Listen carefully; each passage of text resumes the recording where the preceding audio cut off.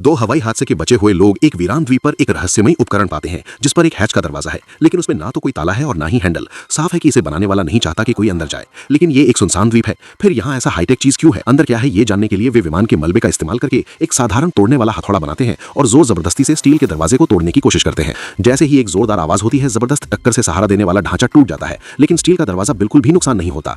गंजा आदमी गुस्से से भर जाता है, दरवाजे पर पैर मारते हुए गाली देने लगता है। तभी दूसरा आदमी आकर उसे नीचे देखने को कहता है। तब गंजा आदमी देखता है कि उसकी पिंडली घायल हो गई है, लेकिन उसे जरा भी दर्द महसूस नहीं होता। उस रात गंजे आदमी को यकीन नहीं होता। वो स्विच भोकर और आग से जलाकर देखता है, लेकिन फिर भी उसे कोई एहसास नहीं होता। उसे शक होता है कि ये उसी उपकरण का असर है और वो पक्का फैसला कर लेता है कि इसे खोलकर रहेगा। तभी अचानक आसमान में विमान की गड़गड़ाहट सुनाई देती है। ऊपर देखने पर एक विमान नियंत्रण खोकर नीचे गिरता दिखता है। वे सोचते हैं कि ये उनके बचाव की उम्मीद है, लेकिन इसी से इस द्वीप का बड़ा रहस्य खुलने वाला होता है। दोनों बिना सोचे समझे उसकी तरफ बढ़ते हैं, लेकिन रास्ते में गंजे आदमी को कुछ मिलता है, एक 42 कैलिबर की पिस्तौल जिसकी पहचान अज्ञात है, लेकिन वो कोई साधारण इंसान नहीं है। इसके बाद दोनों आगे बढ़ते हैं और आखिरकार एक बड़े पेड़ पर फंसे हुए विमान को देखते हैं। अजीब बात यह है कि विमान अभी अभी गिरा है, लेकिन उस पर पहले से ही काई जम चुकी है। गंजे आदमी के पैर की चोट के कारण वो ठीक से चल नहीं पाता, इसलिए दूसरा आदमी अकेले ही जांच करने जाता है। विमान के अंदर जाकर वो एक हवाई नक्शा पाता है, लेकिन ठीक से देखने से पहले ही विमान संतुलन खो देता है और हिलने लगता है। लगभग पेड़ से गिरने ही वाला होता है। उसी समय एक सड़ी गली लाश भी बाहर गिरती है, जिससे वो डर के मारे पेशाब तक कर देता है। थोड़ा संभलने के बाद वो दर्जनों बुद्ध की मूर्तियां देखता है। उन्हें तोड़ने पर पता चलता है कि उनके अंदर ड्रग्स भरे हुए हैं। काफी देर तक कुछ काम की चीज न मिलने पर वो चिड़चिड़ा हो जाता है। तभी उसे पता चलता है कि विमान का रेडियो अभी भी काम कर रहा है,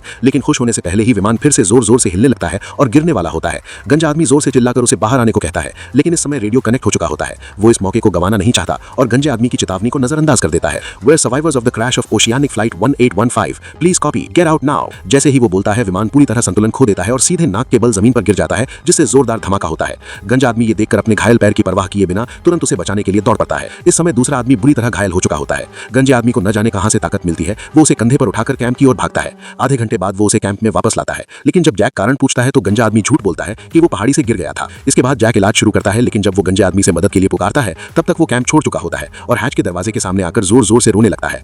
असल में वो पहले कमर से नीचे तक लकवाग्रस्त था, लेकिन इस द्वीप पर आने के बाद वो चमत्कारिक रूप से चलने लगा था। वो मानता है कि ये इस रहस्यमयी द्वीप की शक्ति है, लेकिन अब उसके पैर फिर से सुन्न हो गए हैं। वो हार मानने को तैयार नहीं होता और हैच के सामने जमीन पर गिरकर जवाब मांगता है, लेकिन उसे कोई जवाब नहीं मिलता। तभी अचानक हैच उसके पुकार का जवाब देता हुआ लगता है और उसमें से रोशनी निकलने लगती है। द्वीप उसे जवाब देता है। उसी समय दूसरा आदमी भी बेहोशी से जागता है और जैक को हैच के बारे में बताता है, लेकिन जैक के और पूछने से पहले ही वो फिर से बेहोश हो जाता है। बाद में जैक देखता है कि उसके पैर सूजे हुए नहीं है, जैसा कि गंजे आदमी ने बताया था, जिससे उसका इलाज गलत दिशा में चला जाता है। अगले दिन वो व्यक्ति इलाज के बावजूद मर जाता है।